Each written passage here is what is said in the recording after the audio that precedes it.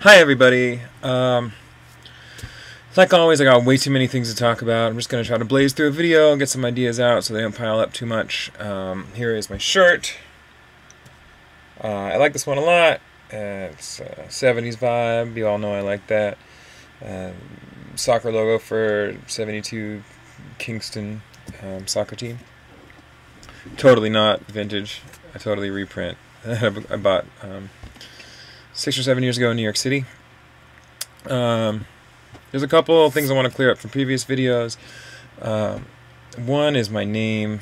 The last video I made it sound like I was backpedaling. I really do like Lexi. It really makes me feel awesome. And I want people to call me that. I mean, not necessarily immediately, but I made it sound like it was just a temporary thing. That's not true.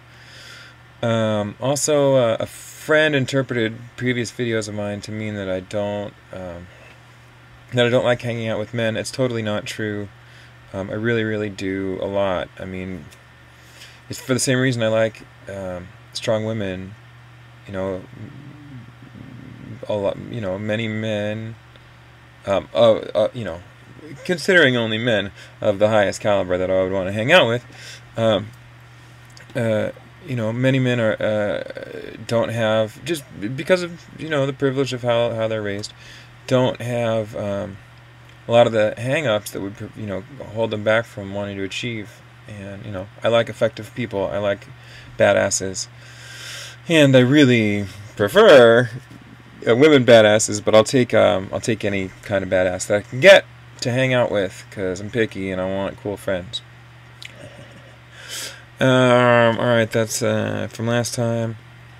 I was hanging out with some friends yesterday that I ran into on the street, and one of them is having a really hard time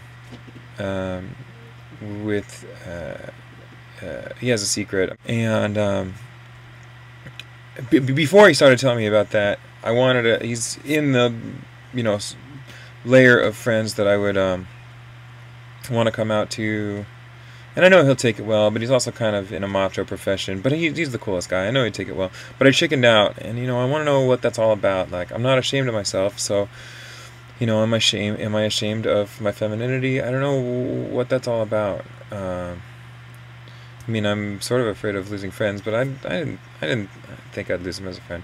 But I'm glad I didn't, because he was dealing with some stuff, and I didn't want to take the attention away from that. Although you know, like most people, if they have a struggle, I draw a lot of parallels, and it's really useful to hear about people's struggles. And he was saying he has a secret and he doesn't want to burden people with it, and I was like, well, I can relate to that, and I know there were a lot of parallels. Also, with him and a couple other people, yesterday I had the opportunity to compare my situation to a bad relationship or a bad friendship, and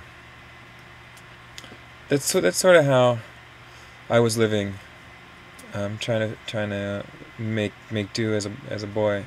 You know, a relationship that doesn't explicitly look wrong from the outside, doesn't look broken from the outside, but is, you know, is not the best. Like, it's a really safe balance I have. I've gotten to a place where, I've gotten to a place where I no longer doubt the nature of my being. You know, I try to be really thorough, so I consider everything up in the air, but it's off the table now who and what I am. It's just pervaded every thought and perspective since I was conscious. I just can't think of my life. I can't think of the world any other way. I can't think of women as other, and I can't, you know, I can fit in with guys really well, but it's you know, it's a concerted decision, and it's fitting in with the other. Anyway, I don't need to go into that, but I don't remember what I was saying. I don't deny my nature anymore, so it's really just a matter of now. It's really just a matter of now. If I, you know, I have a uncomfortable safety balance now, and it's if I have the nerve to run across the highway, you know, to play the Frogger game, and am I going to get stuck halfway and can't get back to either side? And you know, what if I get halfway and I don't make it as a boy anymore, and but I don't have the money to get all the way. There's a lot of factors. The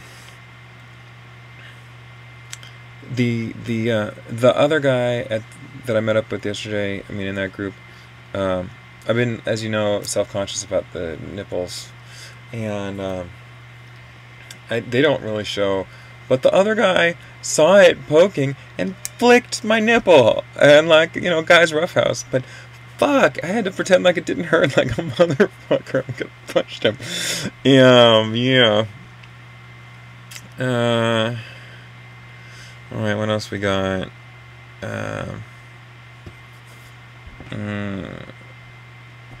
Oh yeah, to finish up on the broken relationship thing.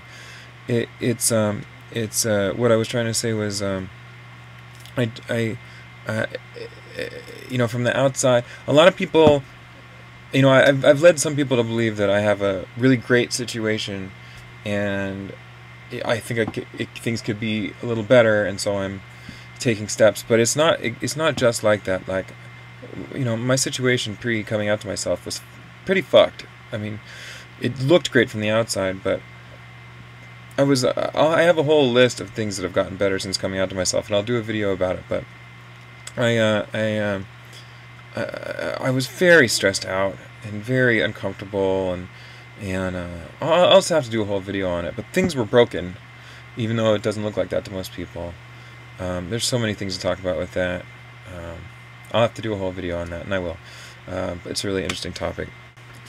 And then one more thing that happened to me just a short while ago that I'm, you know, not happy with was I was walking up to my gate at my building, and there was a girl just a little bit ahead of me, and she opened it just enough for herself and kind of pulled it shut after herself. And I totally get why, and I don't blame her, and I might, you know, I would do the same thing, but I'm so sick of that shit. I'm so sick of it. I'm so ready for it to be over.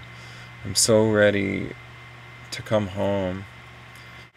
I'm really tired of being the other. You know, when I don't feel that way.